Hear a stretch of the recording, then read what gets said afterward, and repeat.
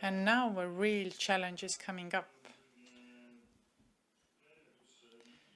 So we are currently trying to connect with New Zealand that has already welcomed the new day.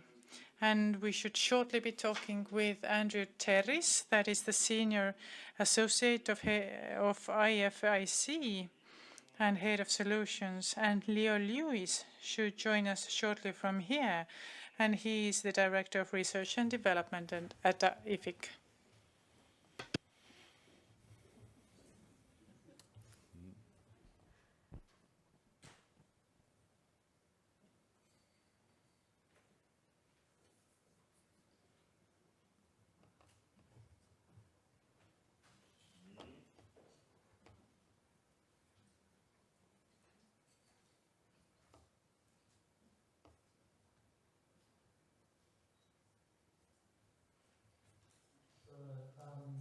For a very enjoyable day. It's been wonderful to see so many familiar faces. This has been a journey of 3 years for the team here, and it's lovely to see Leo and Neve actually being able to be in Viljandi in person. So we wanted to spend a little bit of time today to talk to you about how to move from projects into more of a sustainable mode of operation. So Leo and I will be co-presenting on this. Next slide, please. So a little bit first about a strategic framework. When we've been working with Estonia, we have looked at a number of the projects that were coming, and there was a lot of activity in Scotland around pilot projects. So we attempted to build a strategic framework which showed where each of those pilot projects fitted within the context of the overall system. Next slide, please. So, firstly, there are 2 different types of systems. There's a complicated system which has many moving parts, but it's quite predictable. And if we go to the next slide. Next slide. Next slide, Leo. And then we have a complex and adaptive system. And effectively, integrated care is the latter. It's complex and adaptive because there's not really necessarily a cause and effect. And everything is really reliant on what the local context is. And I think that Neve and a number of speakers have already touched on this already, so I won't dwell on this for too long. But sometimes integrated care is more of an art than science. Next slide, please. So, firstly, when we looked at putting together a strategic framework for Estonia, we had a look at what the environment is, what we're trying to achieve in terms of your various projects. And the other thing is to have analytically reality maps to that theoretical model. So you can really create for yourself an idea of where all of your pilot projects fit within the context of the overall strategy and your overall delivery of care as a country. Next slide, please, Leo. So this looks like a bit of an eye chart, so I do apologise for that. But effectively what it shows is that there are a number of moving parts from objectives through to measurements. And within that, they're guided by a set of principles. So at the top, we've set what are the guiding principles for integration in Estonia. And this comes from a number of various documents and a number of various interviews we did with your stakeholders. But then moving through, we actually said, what is the components? What are the objectives that you're trying to achieve? What are the various projects or initiatives that are trying to achieve those objectives? What are the goals? What are the measurements? And down the bottom, which is what we really want to focus today's discussion on, is what are the enablers? And we'll go into what each one of these columns means in more detail in the next few slides. So next slide, please, Leo. So effectively, the components of the puzzle are, we have a set of principles, we have a set of components, which are really what the projects are that we've been hearing about today and some of the other initiatives that are happening in the country. Those create a set of outputs that creates a set of outcomes, so outcomes are really outputs over time. And then we have a set of measurements and enablers. Next slide, please, Leo. So why do we put these different components in? Effectively, principles create a direction, really a compass bearing of where you're trying to go. You might not even know the actual result you're trying to achieve, but you know you're heading in the right direction, and those principles will help guide you. So one of the key things in terms of the projects that are put in place and are planned for is reconciling them back to this list of principles and always double checking that you're heading in the right direction. And I think what we've heard today is that many of these components that are up here and we'll talk about later in the presentation as well, are actually something that you're already practicing with many of the projects that you're doing now. The impacts are outcomes over a long duration. And Neve from EFIC touched on this in her presentation at the beginning of the day, that there's anywhere up to about 5 years before you start to see the dials turn on some of the outcomes that you might be trying to achieve. And many projects suffer from the short-term nature whereby they try and achieve an outcome and measure it at a very early stage, either 6 months or 12 months or even after 2 years. And if they don't see that result, then they're not sure they're actually working properly or not. So this is where impacts come in, that you can create a set of outcomes and you can actually measure the outcomes or you can measure the impacts at fairly early stages, but the outcomes may take longer to actually start to manifest themselves. A component is a process to achieve an output. So components are the various projects that you've got. So we know we've heard today the PIKE project. We've heard some of the projects that you're doing around the case finding and also around stroke and the bundled funding, bundled payment with stroke. So we could call those components of the system where you're trying to achieve specific results. But coming back to that point, outcomes will be achieved by the outputs, but it'll only be achieved over quite a long time period. One of the other things is these will remain at a small scale and time-bound if they're not supported by enablers. So all of the projects that we've been hearing about today are initiatives that are what we would call time-bound. They have a beginning, a middle, and an end. But the trick is, or the key question for us is, how do you actually take the learnings, or how do you take these projects that we've been discussing today and take the best components of them and actually bake that into operational practice? And our research and our belief is that this will only happen when you've got some key enablers that are in place. So really, if you imagine that outputs and enablers give you scale and sustainability and measures of the gauge by which you can judge progress and results. So really what we're saying here is it's not enough just to focus on the projects that you're working on now. In parallel with that, you actually need to start to look at some of the enablers as well. We'll go into those enablers now. Leo, next slide, please. So, sorry, just go back to the previous one, please. So applying the framework, if you balance your enablers with your components, you can't have one without the other. You have to have both to achieve sustainability and scale. And your enablers have a one-to-many relationship, therefore a higher impact. So once you've got that enabler in place, you can apply it across all of the various projects we've been talking about today and the other projects that will come in the future. So our challenge when we put this framework together, and we're working with some of the teams, including those in Viljandi with the PIKE project, was to pose some questions about where are your gaps around the components, where are your gaps around enablers, where do you want to invest or disinvest? Because one of the other points that was made in the conference earlier today by Enna was, how do you look around and see what other projects are actually delivering and where there might be overlaps between your projects? Equally, how do you look and see where there may be gaps between what your policy direction is and all of your initiatives that you have underway presently? So that's where having that overarching framework, that logic model or strategic framework, allows you to have a look at a heat map of all of your various projects, have a look at where the gaps are, and have a look at where the overlaps are between the various initiatives. Next slide, please, Leo.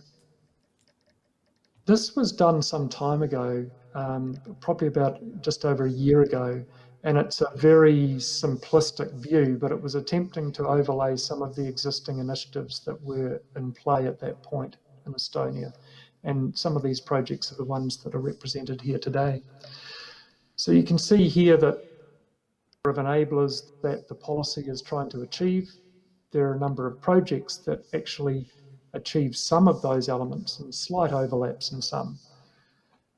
And down the bottom, what we've tried to present here is with the enablers, we've used fuel gauges, for want of a better representation, to say where did we actually see that those enablers were up to. Because I come back to that point that unless you have those enablers, you'll never be able to scale and sustain the initiatives that you have underway now. It's just an illustration of how to apply the model. Next slide, please, Leah. Yeah, thank you. So, over to you, Leah. Yeah, sorry. I'm getting an echo. No, it's okay now. Thanks, Andrew. So I'm going to take us through some of these enablers and do a deeper dive, and Andrew's going to pick up some of them as well. A deeper dive that I hope we're going to reflect on what we've heard today, where I believe all of these enablers have been touched upon to a greater or lesser extent. And as somebody that was a key leader in writing a report that we did in IFIC last year that concluded with the 9 pillars that Neve showed at the end of her presentation, I can honestly say that the work that IFIC has been doing with all of you in Estonia was instrumental in us moving from what we'd previously described as 6 building blocks for integrated care to our now 9 pillars. And those 9 pillars align to all of the enablers that we've put within the logic model to leave with you, for you to continue to work on as you hopefully progress your integrated care journey. So the first one is around those supportive local contextual factors. It's absolutely clear to me that when we look at the Paik project, you've got a huge synergies between the different agencies that identified needs within the population that came together to do something about it. You had a problem and you grouped yourselves together and the Paik project formed. And I think that enabler is also true of all the other projects that we've heard about today, because part of the process of getting the projects, the pilot sites that are involved in those projects, was competitive. And you had to demonstrate to the funders that it was a multi-group of agencies from those pilot sites that were coming together around a common problem. And you were wanting to make a difference to the people that you all served within those pilot sites.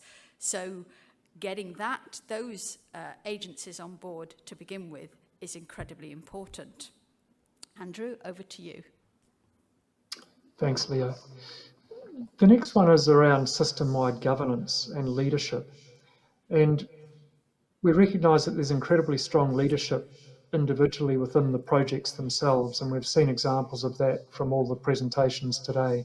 You've come a long way, you've affected a lot of people in a very positive way. What the system-wide governance and leadership is, however, is more at that macro or national level, to say who's got an oversight of all of the various integration projects that are happening in Estonia at the moment, and who makes the investment decisions of which of those projects can actually then be put into operation and get a recurring or operational budget. So the main suggestion here is that there is a cross-agency group that actually have the right remit and authority to be able to make allocative and budgetary decisions. Having a look at something like the framework that we just presented at the beginning of this presentation, and say which of these projects do we see that is actually enabling policy, and how might we then invest in this, or when do we know the right timing is to go from project into operation. And at the moment, we actually don't see that particular component in place necessarily. There are pieces of it, but in order to actually be able to take the many projects we've heard about here today and take them into operation, it really needs a national group or a national focus with people who can make those budgetary and allocative decisions. Back to you, Leo. Thanks. Now we move on to look at data and information sharing, and that's a very broad topic that goes from obtaining consent for confidentiality purposes from the people involved in that you're delivering services to, like patients or service users, so that the data that is collected, the information, can be shared with other care team members, to also data that is recorded in electronic records, for example, and the sharing of that between care team members, to the capacity and capability of the infrastructure to be able to actually move that data and information around. Now, in Estonia, the latter part of what I just said is very mature. You have the X-road, so you have the capability and the capacity to move data and information, but those IT systems on the endpoints and the data that those systems actually collect needs to be as mature as the infrastructure that is already in place to share. And that's something that we've picked up throughout this project. It's been alluded to in many of the presentations today as well. So there's considerable work, I think. You heard Josep's presentation about where Catalonia are, and that's been a journey for them over many, many years. So I strongly encourage you to really do that investment, because it will really help you. And I know that one of our early recommendations around the system used in the local authorities, the STAR system, we will listen to, and there is investment and development going on with the STAR system such that the people working in the municipalities will be better supported once that comes on stream. Back to you, Andrew. Thanks, Leo. The next one is about an aligned payment system, and it was interesting hearing Trine in the last presentation from a WHO perspective, talking about the various examples of financing and funding for integrated care. At the moment, and this is something that happens all around the world, is funding tends to be locked up in the silos of health, social services, employment, etc. So a lot of the contracts are actually managed through each of those individual entities and therefore those individual budgets. Integration is trying to be a cross-cutting theme where different people can come together in an integrated way as a multidisciplinary team across multiple services, multiple settings of care, and address not just health, but some of the social determinants of health as well. So how do you create a system in terms of a payment system that incentivizes that integration? It's a very difficult question, and there are a lot of different examples. There's no one right answer. It's encouraging to see where you've got to in terms of the stroke bundled payment pilot. Notably, that's within the health sphere. We do actually see that there's a potential, once you've finished this phase of the pilot, potentially moving into more of the social care elements of that also. So an aligned payment system is really another enabler that needs to be in place to incentivize the right behaviour of bringing the right teams together. Back to you, Leo. So now we move on to the labour force, the workforce. And again, there's been references to that during the day today. Neve referred to it's more around the shape of that workforce rather than the number of people, and that is absolutely true. But of those people in the workforce, they need to have the appropriate capacity and capability to deliver against the ambition that, or the needs of the population and the actual work that is going on. I think, Helve, you referred to GPs in your presentation, and the fact that they are increasingly getting old and the new recruits are not coming in. And that's a common problem. And I can give an example in the UK, for example, where there is huge recruitment problems, recruitment and retention problems with GPs, family doctors. And as a result of that, over the last probably about 8 years, a new role has been established of a physician's assistant. And that physician's assistant has a career path for people to become a medical doctor in the future if they want to, but they have a lower level of responsibility, more autonomous than a nurse or a nurse practitioner, so they can prescribe, they can assess, etc., but they still work under the supervision of either a GP or a hospital doctor, because some of these physician assistant roles are in the hospital itself. So we in the UK have seen this problem of GPs not having enough, not having them trained enough, and we've introduced this new role. Other examples are with physiotherapy, as an example, for example, where rather a lot of rehabilitation, for example, can be undertaken by exercise therapists rather than physiotherapists, but those interventions being carried out under the supervision of a physiotherapist. So there are ways to redesign existing roles to maximise the capacity and capability that you have when the projections are showing that this is going to be a major problem within a very short period of time. And then there's also the development of new roles that can complement existing roles. And we've seen that with some of the care coordination project work that has been going on, a new role that's been introduced.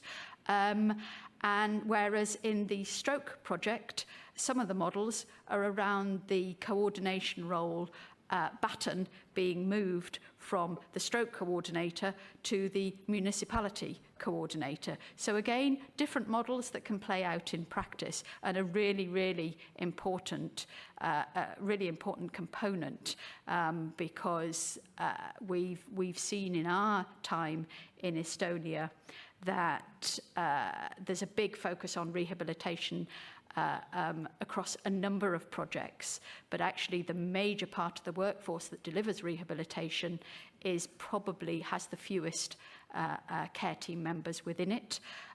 So we may be needing to look at redesigned roles and also investing in more training places so that we can not only give the allied health professionals, as we call them, greater status within the care team, but also that they are able to do their role, fulfill their role for all the people that actually require the rehabilitation services. We then look at the common language and the frame of reference between providers. I loved the way that, was it Livia, talked about the marriage. That was just perfect. I thought that was a really unique way of describing it. And I wanted to add, and I shared to Mark over the tea break, that yes, it is about people, the partnership, understanding each other, getting to know one another, building up that trust. And then you have to repeat it all when the children come along. And in this case, you know, the wonderful care team members that were recruited to execute the paik ambition, you know, they're all individuals and need to be understood. So it was a really good analogy that I will use. I will steal it and use it because it was very good. But that common language is incredibly important. What does a doctor mean by something? What does a nurse mean by something? What does a social worker mean by something? And what does any of this mean to the person and their family? who knows what sense they manage to make of some of the language that we talk about amongst ourselves. And unless you've got that common language, you will struggle to really get that shared decision-making, that shared assessment, shared care planning and monitoring and review, which are the core components of providing integrated care services.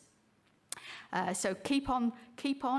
That has been shared today. It needs to be shared across Estonia, not just for people that have been involved in the PAIK project, but generally.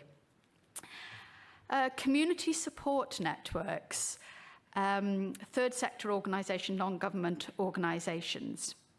Many countries that are further in their journey with integrated care rely on the third sector and peer-to-peer support to provide what I sort of frame as the lower level support services that so many people in our communities actually need to keep them well and to keep them comfortable in self-management.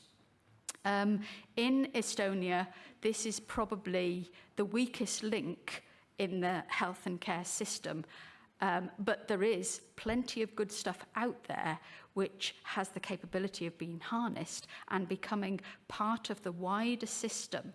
And I'll make Mart smile because you heard the findings of the PAIK project earlier this afternoon, which are phenomenal for the work that was going on. And I gave him much congratulations that he'd achieved those things within a relatively short time. But if you're keeping people with known disease and conditions well for longer, at some point, their functioning is going to start to fail. They are going to lose the capability to remain independent, hopefully in their own homes, and that will have a detrimental impact on them being able to manage their chronic conditions. So these support services are where much more attention needs to be focused now, so that as your population, you've already got them living 2 years longer than they were, I can't remember how many years ago, but 2015, prove I was listening. So already you've got people living longer, and with all the good work that's going on, that will still continue to improve, I hope. But the psychosocial side is where we need to be paying more attention to, so that we can support people in a really effective way with their lower level needs as a continuum, not episodic. These things, as people start to lose their independence, it often cannot be restored because it's part of unfortunately, the aging process. Back to you, Andrew.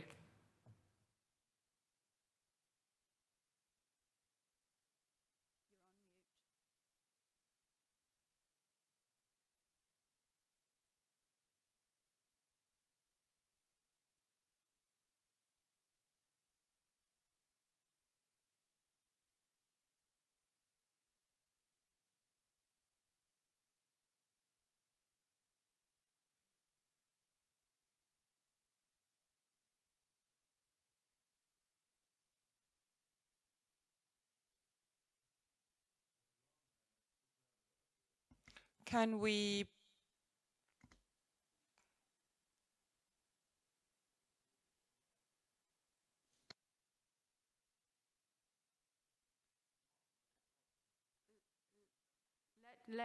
I'll carry on, okay?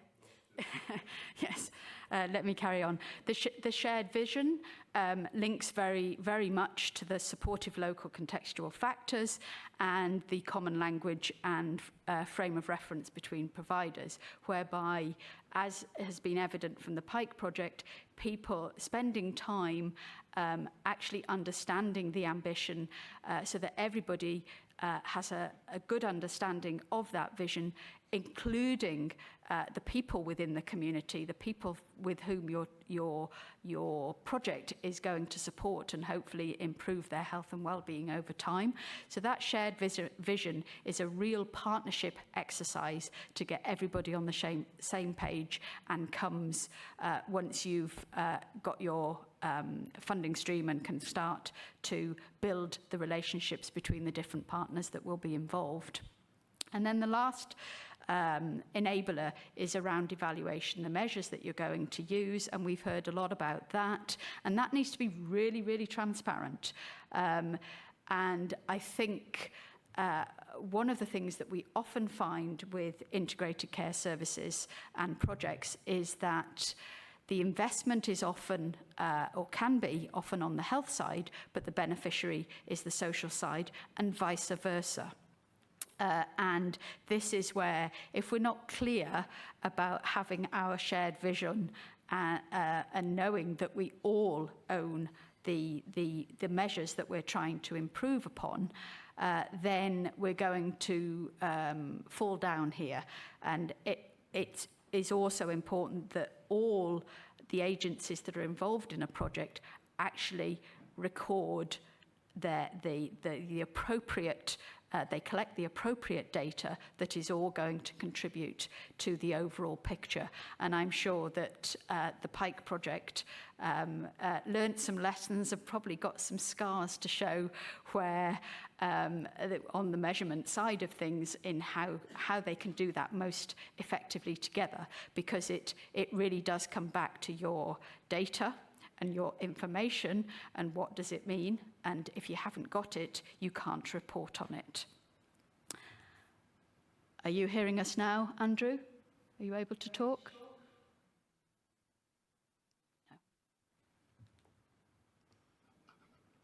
No. Can you hear me okay? Yes. Back again. Sorry about that. Technical glitch. All right. So, what are some of the challenges that you face in terms of these enablers?